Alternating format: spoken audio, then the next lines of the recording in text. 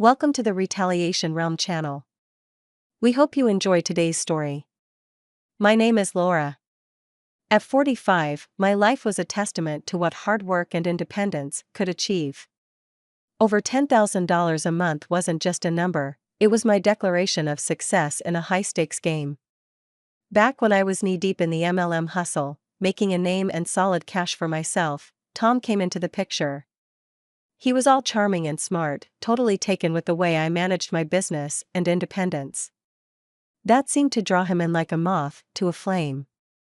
He started showing up more, offering to help out with business stuff or just to grab a coffee. I wasn't looking for anything serious, mind you. I liked my freedom, like making my own rules and breaking them if I felt like it. But Tom had a way about him, a persistence that wasn't pushy but kind of endearing. "You're not like most folks I meet in this gig," I told him once over coffee. "Most guys run for the hills when they hear network marketing." Tom chuckled, taking a sip of his coffee. "Maybe I like the view from the hills. Gives me a chance to see who's climbing up to meet me." It was this blend of humor and sincerity that drew me to him. Our meetings became more frequent, and Tom's interest in my world grew. He asked real questions that made me explain my business in a way I hadn't even considered. It was refreshing, invigorating, and dare I say, flirtatious. We'd sit and chat about everything under the sun, and it wasn't long before he started talking about his mom. Now, I've always been close to my own folks, so hearing him speak so respectfully about his mother caught my attention. It wasn't just talk, you could tell he meant every word and held her in high regard. "Yet my mom's the real deal," he'd say with a kind of pride that lit up his face. "She's been through a lot, raised me all on her own. She's my rock." Hearing that stirred something in me. I've seen my own parents stick out the tough times, their love and respect for each other are constant through it all.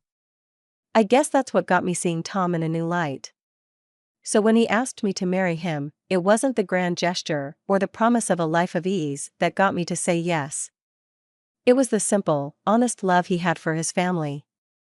We got hitched, and those first few months were something out of a dream: laughs, late-night talks about where we wanted our little empire to go, and impromptu getaways just because we could.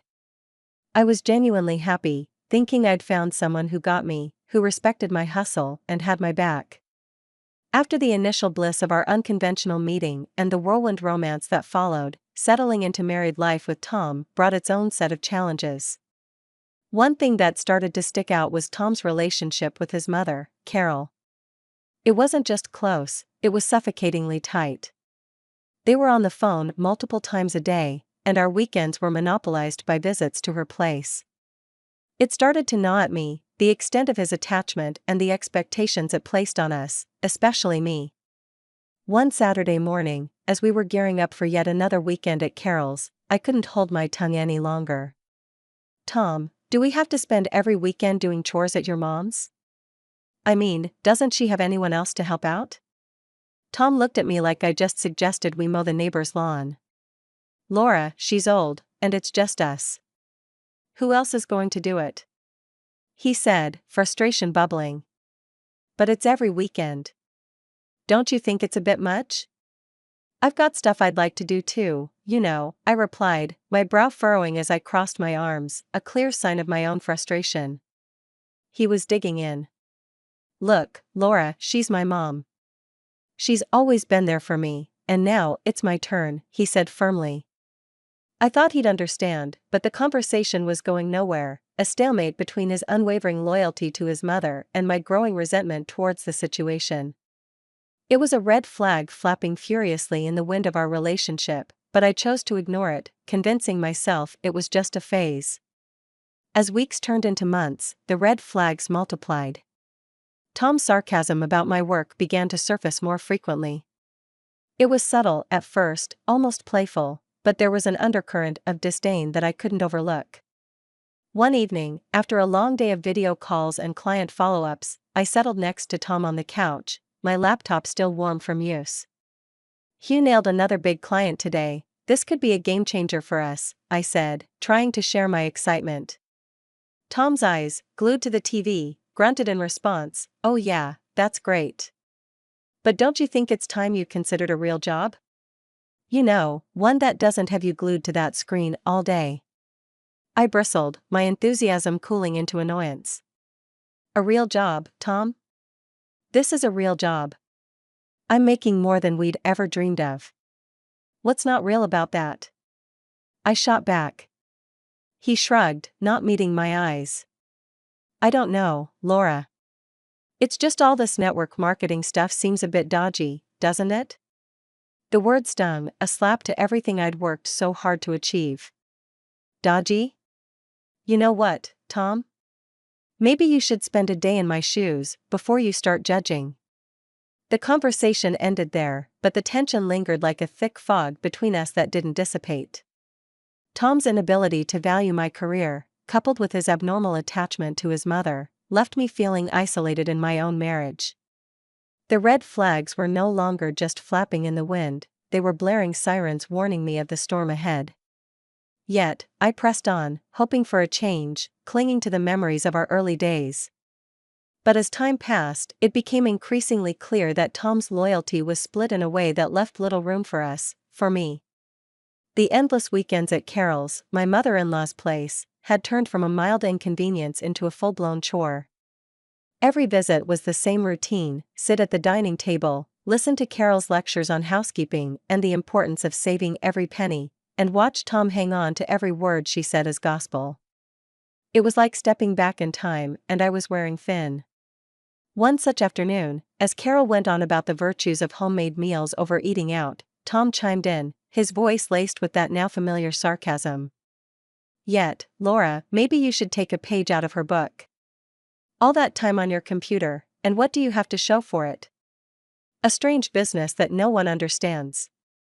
I felt my cheeks burn, a mix of anger and embarrassment. Tom, we've been over this. My strange business is paying our bills, and then some. I'm working, not playing around on the internet, I retorted, shooting a look at Carol, who wore a smug expression. A real job doesn't have you stuck at home all day. It's about getting out there, dealing with real people, not just numbers on a screen, Tom jabbed, echoing his mother's outdated views. Feeling isolated and misunderstood, I decided to seek refuge with my parents. Their reaction to Tom's criticisms was a mix of anger and disappointment. Laura, it's clear he's jealous, my dad said, his brow furrowed in concern. Envious because you're succeeding without having to trudge to some office every day. Don't let his insecurities drag you down, my mom added, nodding, her hand squeezing mine. With a renewed sense of resolve, I returned home, hoping to clear the air with Tom. But what awaited me was far from the reconciliation I'd hoped for. Tom was livid, pacing the living room like a caged animal. So you ran to your parents to complain about me, about us, he accused, not even bothering to greet me. Taken aback by the intensity of his anger, I tried to reason with him, but he wouldn't hear it. No, it's always about sides with you. Your business, your money, your parents. What about me, Laura? When do I get to be a part of this marriage? He demanded. Eventually, the tension cooled, and we found our way back to a fragile truce. But the cracks remained, widening with every sarcastic comment, every dismissive gesture. The air was thick with tension, the kind that settles in your stomach like a bad meal, as we sat around Carol's cluttered dining table once again. Tom and Carol were in their element, a duo of traditional views and thinly veiled jabs at my expense. Today's topic of choice once again veered towards the proper roles in marriage. Well, you know, Laura, Tom started, his voice laced with that familiar patronizing tone. Mom's right. There's more to being a wife than just making money. Maybe it's time you started focusing on what really matters. I clenched my fists under the table, my patience wearing thin. And what, according to you, really matters? Cleaning, cooking, being at your beck and call? Carol jumped in, her voice sharp. Exactly. It's about making a home, caring for your husband, and not being glued to a screen all day. I know plenty of women who'd be more than happy to take your place, ones who understand the value of a proper marriage. The audacity of her words struck a nerve. Oh, is that so? I shot back, my voice rising despite my attempts to keep calm. You think you can just replace me with some stepford wife who fits your outdated idea of a proper marriage? Tom's allegiance was clear as he nodded along with his mother's cruel suggestion. Laura, you're missing the point. It's not about replacing you, it's about what's best for us, for our family. Best for us or best for you and your mother? I countered, feeling the weight of their united front. Since when did our marriage become a three-person decision? The humiliation of being openly discussed as replaceable, as if I were nothing more than a poor fit in their perfect world, was a new low. Feeling cornered and outnumbered, I struggled to maintain my composure. I pushed back from the table, my chair scraping loudly against the floor. You know what? If you are so convinced you can find someone better, then maybe you should, I spat out, the hurt evident in my voice. Tom looked taken aback as if he hadn't expected his words and his mother's to cut so deep. But the damage was done, the line drawn in the sand. I thought marriage was about partnership, support, and love, not constant criticism and unrealistic expectations, I said, my voice steady despite the turmoil inside. There was a heavy silence, one that spoke volumes about the state of our relationship. As I walked out of the room, the sound of my footsteps echoed a resolute declaration that I wouldn't be belittled or demeaned any longer. After the last blow-up, I was done with the weekend cleanups at Carol's, done with the demoralizing. Tom tried to guilt-trip me about it, calling me selfish, and saying I didn't care about family. But I wasn't having any of it this time. I had reached my limit. Then came the day that broke the camel's back. I noticed our joint account was bleeding money, a lot of it, money we'd been scrimping and saving for a new car, our dream car. My heart raced as I logged into our online banking, only to see a massive transaction that nearly wiped us out. I confronted Tom the moment he walked through the door. Where's the money, Tom? The car fund, it's practically gone, I demanded, my anger barely contained. He couldn't look me in the eye. I had to use it for something important. Important? What could possibly be more important than what we'd been saving for? I shot back, fuming. It's for Mom's trip, her dream cruise to Europe, he mumbled out like a confession. I was stunned into silence for a moment. You used our savings for a cruise without even asking me? I couldn't believe what I was hearing. Tom finally faced me, his expression a mix of guilt and defiance. I thought you'd understand. It's her dream. Her dream? What about our dreams, Tom?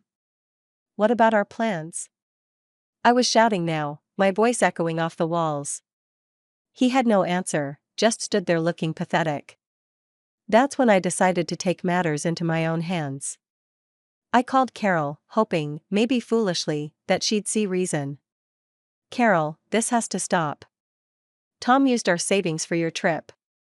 This is a mistake, you need to cancel it, I said, trying to keep my voice steady. Her laughter over the phone was like acid. Cancel? Why would I do that? It's a gift for my son. And as for the money, dear. The contempt in her voice was palpable. I'm sure you can earn it back. You're not even going to consider it? After everything, this is how little you think of me? I was grasping at straws, but I had to try. Listen, darling, I'm not refusing a trip of a lifetime. And if you're not happy, well, Tom's already prepared for that too.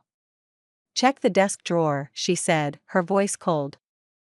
I hung up and went straight to the desk, my hands trembling. There, among bills and old receipts, were the divorce papers, signed and ready to go, as if Tom had been planning this all along. My heart wasn't just broken, it was pulverized. I signed them, my hands steady, but my soul in turmoil. Packing my bags felt like erasing a part of my life, a part one once cherished. As I zipped up the last of my luggage, Mom finally spoke up. I saw how you talked to my mother, no respect. You don't deserve to be in this house. You don't deserve me. His words hit me like a slap, the arrogance, the conceit to think he saw himself as some prize worth fighting over. After everything that happened, it was laughable if it wasn't so tragic.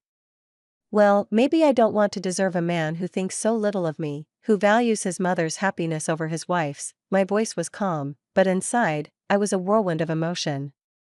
Tom just shrugged, a smug look on his face.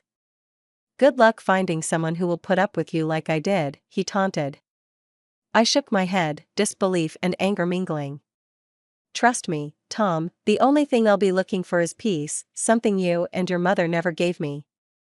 Leaving that house, I felt a weight lifting off me. It was the end of one chapter and the start of another. Driving to my parents' house, the emotions were overwhelming. But as soon as I saw the familiar front door, a sense of relief washed over me. This was home, this was where I belonged. My parents were shocked at first, but their support was unwavering. You're back now, and that's all that matters, my dad said, his voice firm and comforting. My mom was more fiery. Let him live with his mother if he loves her so much. You'll find peace now, without their constant badgering. And she was right. I threw myself into my work, my independence blossoming in the absence of Tom's and Carol's criticism. Saving money became easier without the drain of their demands. Slowly, I started to build a life for myself, one where I was in control, where my achievements were celebrated, not belittled. Living with my parents again, I rediscovered what support and love felt like. It wasn't long before I was able to move into my own place, a small but cozy house that was all mine. No Carol to judge me, no Tom to disappoint me. Just me, my work, and the peace I had longed for. Reflecting on everything that happened, I realized Tom was no prize. The real prize was finding myself again, rebuilding my life on my terms. I found strength I never knew I had, in a sense of peace that was priceless. Months had passed since I left Tom and his overbearing mother behind, settling into a rhythm of work, savings, and peace that had long eluded me. My new life was a quiet one, filled with small joys and achievements that were entirely my own. Then, out of the blue, my phone rang with a number. I hadn't seen them in a while. It was Carol. Hello, my voice was cautious, the old feelings of tension instantly creeping back. Laura, it's Carol. We need your help. Her voice was shaky, a far cry from the competence and haughty tone I was used to. I was taken aback. My help? Why would you call me after everything? It's Tom, she said, and I could hear the strain in her voice. He's sick, Laura. Very sick. Lung cancer. The news hit me harder than I expected. Despite everything, I felt a pang of concern. I'm sorry to hear that, I managed to say. Carol continued, her voice pleading, because he needs you, Laura. He needs your support and your forgiveness. We need the money for his treatment. You were always the one who managed to pull things together. I was stunned into silence for a moment. The audacity of her request left me speechless. You want my money after you practically pushed me out of your lives? I finally retorted, my initial shock turning into indignation. Carol's voice hardened. You can hold on to your grudges, Laura, but this is life and death. You're his wife, doesn't that mean anything to you? The old Carol was back, it seemed. Being his wife didn't seem to mean much when you two were scheming behind my back, I shot back, the years of frustration and hurt fueling my words. There was a pause, and then Carol's voice came through colder and sharper than before. Fine, if that's how you want to play it. But remember, you're turning your back on Tom in his time of need. The call ended, and I sat there, phone in hand, a tumult of emotions swirling within me, anger, guilt, sadness, a cocktail of feelings for a man who had chosen his mother over our life together and for a woman who saw me as nothing more than a bank. At that moment, I realized the true extent of my freedom. I was no longer bound by their expectations, their demands, or their crises. My life was my own, built on my efforts and my sacrifices. The call, unexpected as it was, served as a stark reminder of the life I had left behind, a life filled with manipulation and emotional blackmail. As I put the phone down, a sense of resolve settled over me. My departure from Tom and Carol's lives was not just a physical one, it was an emotional and financial break too. I had moved on, building something that was entirely mine, free from their shadows. I started diving into investments, reading every book and article I could get my hands on, and slowly, I began to see the fruits of my labor. My world became numbers and trends, a far cry from the emotional turmoil I left behind. Word got around, as it always does, about Tom's worsening condition and how Carol was barely managing. They had blown through whatever savings they had, living a life far removed from the comfort they once knew. Carol, ever the martyr in her own story, made sure everyone knew how I abandoned them in their time of need, painting me as the heartless wife. I heard these rumors from Jenna one afternoon over coffee. She hesitated before telling me, probably expecting me to react. The truth was, I felt nothing but a distant pity for them. Can you believe it, Laura? Carol's out there telling anyone who will listen about how you left them high and dry, Jenna said, her voice tinged with disbelief. I shrugged, taking a sip of my coffee. Let her talk, Jenna. Her words don't touch me anymore. I've moved on and I'm investing in my future, something they never thought to do. Jenna looked at me, a mix of surprise and admiration in her eyes. You're really over it, aren't you? I mean, completely. I nodded, a smile playing on my lips. Completely. My life's taken a turn for the better since I stopped letting them define my worth. I'm making smart investments and learning more every day. Their opinions, their struggles, they're just echoes of a life I left behind. It was liberating, this feeling of complete detachment from the chaos that once consumed me. The rumors, the pitying glances, they meant nothing now. I was building something lasting, investing in myself and my future. The contrast between my growing stability and their dwindling fortunes was stark, but it was the result of choices we each made. As I continued to expand my knowledge and portfolio, the satisfaction of seeing my investments grow was unmatched. I was proving to myself more than anyone else that I could thrive on my own terms. The independence and financial security I was building were my true vindication, far removed from the petty squabbles and desperate gossip of Carol. One evening, as I reviewed my investment portfolio, the growth and progress reflected in those numbers filled me with a sense of pride.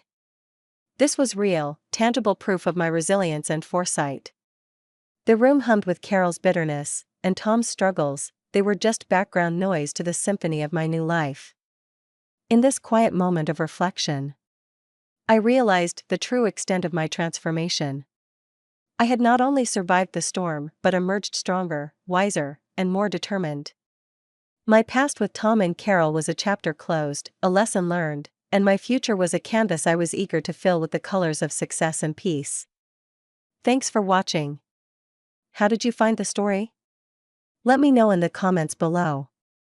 Remember to like this video and subscribe to our channel for more awesome stories like this. Your feedback and support mean a lot.